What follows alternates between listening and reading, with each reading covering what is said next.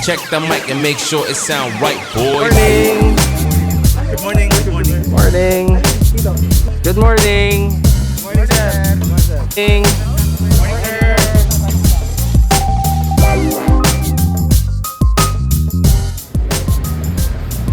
And yo, what is up mga kapotpot? So Mr. Kalakal here and welcome to the vlog. Okay guys, so welcome to another episode of our Moto Exclusive, and I'm here in Tarlac. So sa Tarlac City yata to. So yes, you heard me right, another new spot. Last time you saw yung Pampanga Moto Exclusive natin. This time naman nasa Tarlac tayo, and we're gonna be featuring another group which is based here in somewhere in the north, which is yun nga, itong Tarlac. The name of the group is Moto Laco Fraja. So they are a group wherein yun, halo-halo yung bike brands din, pero yung concept and yung theme are all custom, classic or retro themed bikes. Okay, so maya introduce ko sila sa'yo, but for the meantime pakita ko lang muna sa inyo yung quick montage of the group and yung kanilang tambay. Okay, so here we go in 3, 2, 1, boom. It sound right, boy. Sound good. Big bike sound good. Big bike sound good. Big bike it sound right, boy. Big bike sound good. Big bike sound good. Big bike sound good. Big bike it sound right, boy.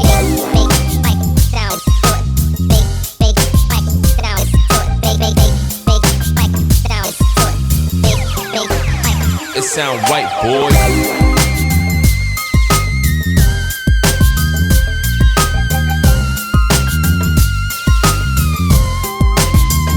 Alright, so there you go. You've seen the montage of the bikes and ayan, sama-saring bikes dito. Though it's a regular working day today and it's past 10 a.m. So some of them have work pa or are still at work, so they cannot drop by for the Moto Exclusive shoot. But for the meantime, I'd like you to meet the bikes of Moto Laco Fraja group. And as you can see yan, may Rusi Classic 250, may XSR, may custom doon, though I'm not sure of the base bike, mamaya tatanungin natin. And then, yan, may TMX din yata, ay Suzuki, ewan ko, mamaya tatanungin natin. So may Keyway din, ayun yung TMX nandyan. So to properly introduce the group guys, let's talk to the president. So tanungin natin siya about the Moto Laco Fraja group. Okay, ayan, ito ang president nila. Hi, sir. Ayan, ayan.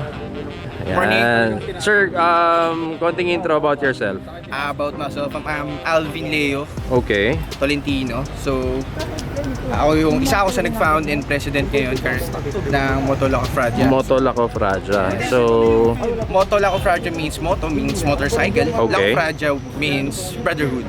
okay. So, eto, in-establish namin to. 4 kami along with my secretary, Tito Dan, and vice president. And present naman sila. Present lahat yan. naman sila. Okay. So, Para ma-meet din natin. nagkaroon kami ng idea na bakit di tayo gumawa ng classic dito. Okay. Kasi, unlike before na makikita mo talagang sobrang hirap mong hanapin, ngayon ang dami na nagbibuild. So, pakita ko lang yung motor ko. Ito si Feby. May pangalan. Ano pangalan, sir? Feby. Feby. Okay, Ito lang so yung babae. Babae kasi ito eh. ayan guys. So it's a Keyway Cafe Racer 152 with a Cafe Racer theme. Okay, so sige sir, introduce mo si ito, Feby. Mga customization pa lang nito, handlebars which is clip-on. Okay. Tinabas yung cowling, then nilowered yung front shock. So medyo madumi pa siya, so good naman. Classic. So ito yung stock na cowling. Yan yung stock cowling, tapos Minodify lang. minodify lang. Ganda. Yan, Nilagyan ng LED strip. So dito nakamount yung LED strip niya. Alright. Tabas frame ka na. Tabas frame na din. Tapos frame na Okay. Pausa mo more like 4 inches dun sa likod. Nice. Alright guys, so this is the bike of this is Feby. So it's a cafe theme bike So, yung gulong mo, sir, nagpalit, i-rim stock pa rin? Hindi, nagpalit na ako. Which is, ito, Zeneos. Zeneos tires? Zeneos tires, slick tires. 120. O, 2.5 na yung rim mo. Malapad na. 2.5 sa likod, 3.0. Para magmukhang bold lang talaga. Yes. Ayan guys, so to give you an idea, 2.5, pasok pa. Pero, sagad na yung clearance niya, medyo... Tinatamaan ni red strip ko nga. Oo. Pero yan, yung lapad ng gulong, it's 120. 120/70 by 17. Pero pagka dual sport yan guys, wala. Talagang kayas na yan. Kailangan mo mag-washer para yung ginawa natin doon kay Benny. Okay, nice. So, ano pa sir ang custom mo dito kay Feby? As of now, yung muna. Try natin yung... Ayoko kasing masyado maingay. Gusto ko sana mag-bullet pipe eh. Siyempre, sumusunod ako. Hindi naman ako klase ng rider na talagang walwal talaga. Oo. So, gusto ko, pagka lumabas ako, wala akong aberya. Yes. Smooth lang yung drive. Lahat. Hindi yung paparahin ko ba dahil mamaingay ka. So, isa pa sabi. Yun lang muna. As of now, gusto ko din mag-build na bumili ng pipe na which is yung parang ganito. Anong di ko alam kung Bullet? Bullet pipe. Okay. Let's go. Alright. Sige sir, maraming salamat. Okay. And thank you for sharing your bike. Okay.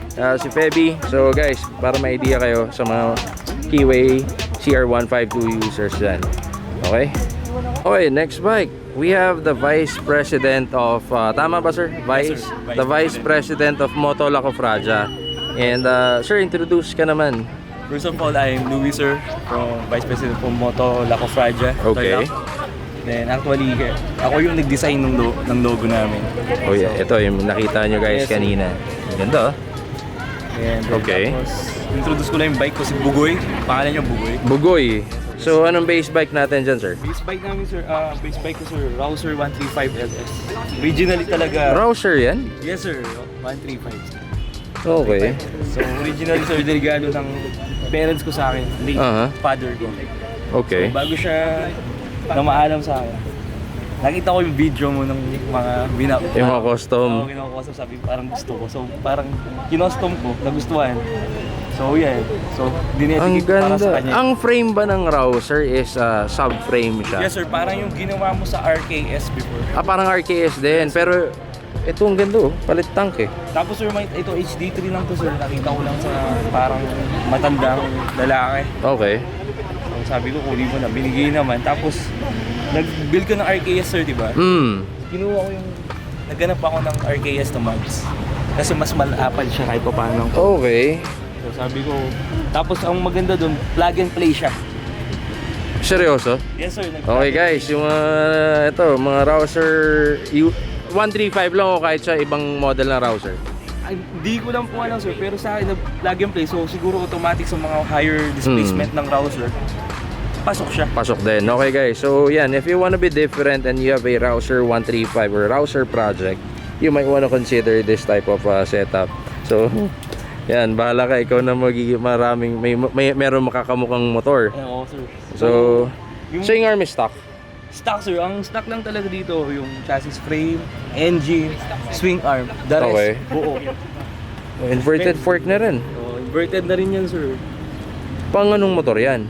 Pang ano lang yan sir, parang galing siya ata sa mga maliliit na enduro. Sabi ko kasi parang gusto ko mag-inverted. So, tinry ko. Okay na may tsura.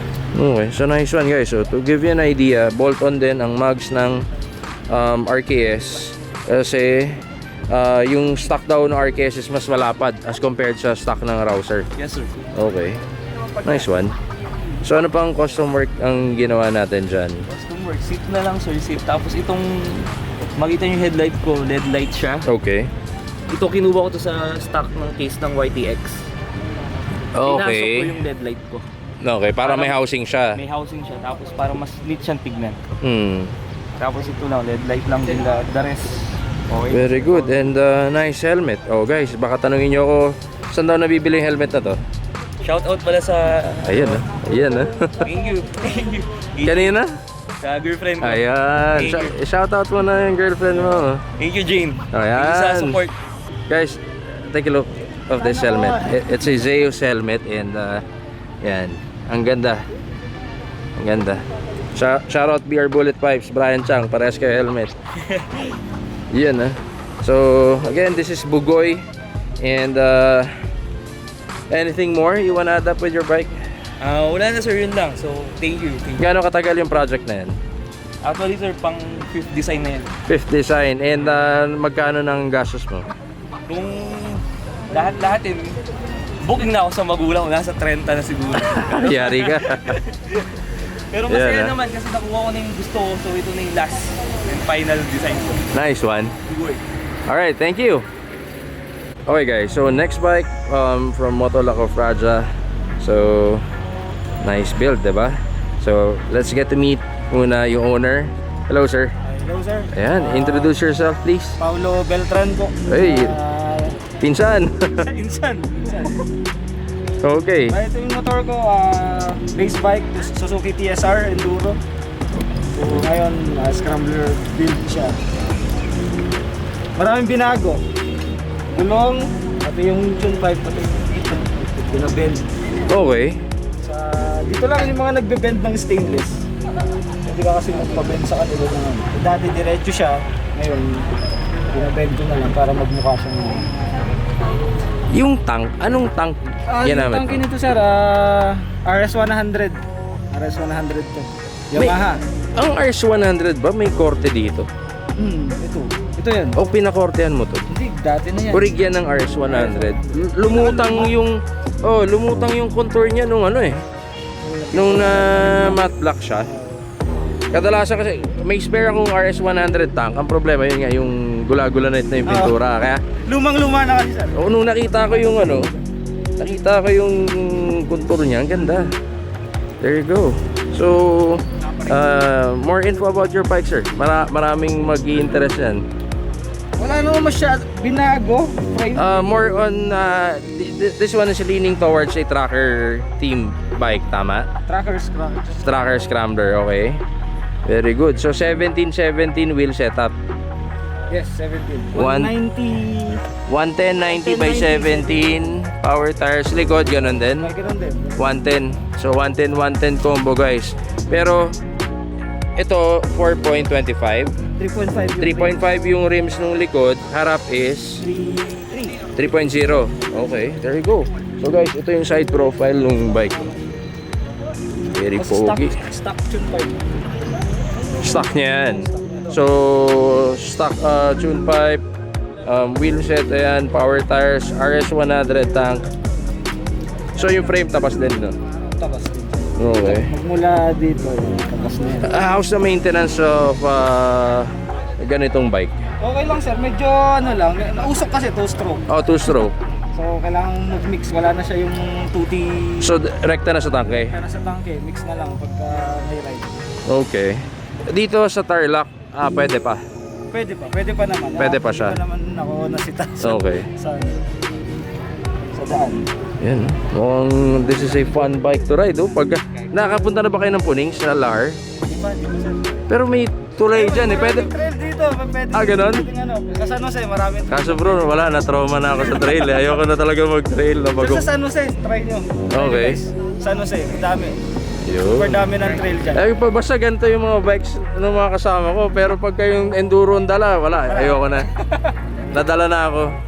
Anyway, so ito yung bike ni sir. And thank you. Thank you, sir. Alright. Thank you, pinsan. Thank you, Pinsan. And for our next bike, we have here, sir. Introduce yourself, please. Hi, I'm Gerald Anthony. So, ito po yung motor ko, base bike, Braco 175. Maraco 175. 2 years na po sa akin siya. Ilang years na, sir? 2 years. 2 years. Wow. 2 years na.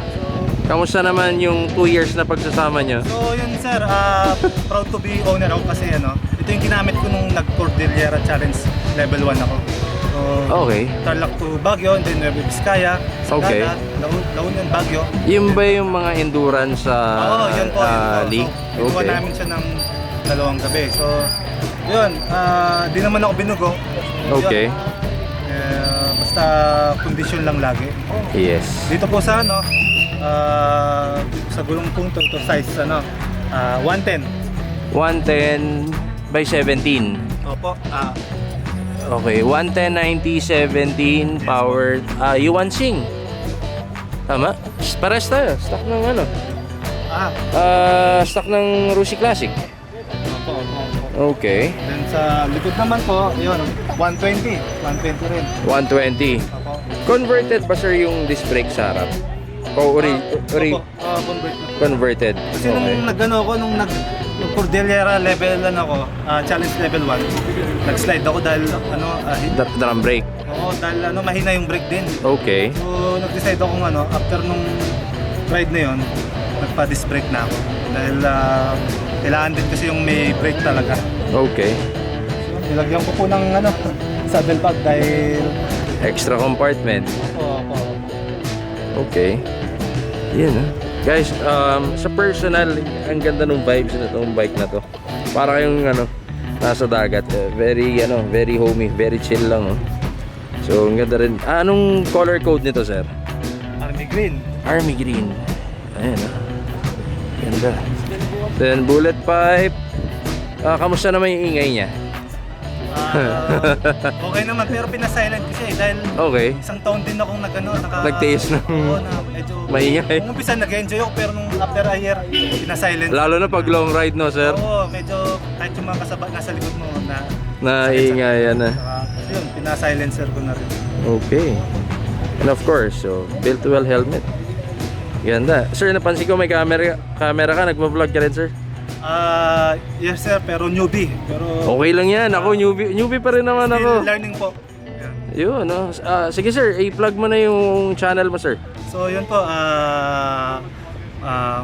Moto Anthony yan. Moto Anthony. Sige, sir. Hanapin ko yung logo mo, yung YouTube channel mo. Oh, thank you po, Yan. thank you po. Lagay natin dito. So, Thank you po. ano, sir, yung mga vlogs mo? Anong genre? Motor din po about sa mga motor. din. Okay. Gamit yung Kawasaki Vulcan S. Vulcan. Okay. Also itong Barako din. Pero newbie lang po ako. Newbie. Hindi, ganun talaga yun. At least we start from something, di ba? Yes sir, yes sir. Yan. So, mamaya marami tayong po magkukwentuhan, sir. Yes sir. So, yan. Subscribe kayo kay sir. Thank you po. Ito yung channel niya. It's Moto Anthony. Moto Anthony. Okay, so it's more of a travel Yes po, yes. moto vlog. So, since mukhang si sir, mukhang mahilig magbiyahe to. Sobra po, sobra. Yan. Na-document mo ba yun yung Cordillera mo?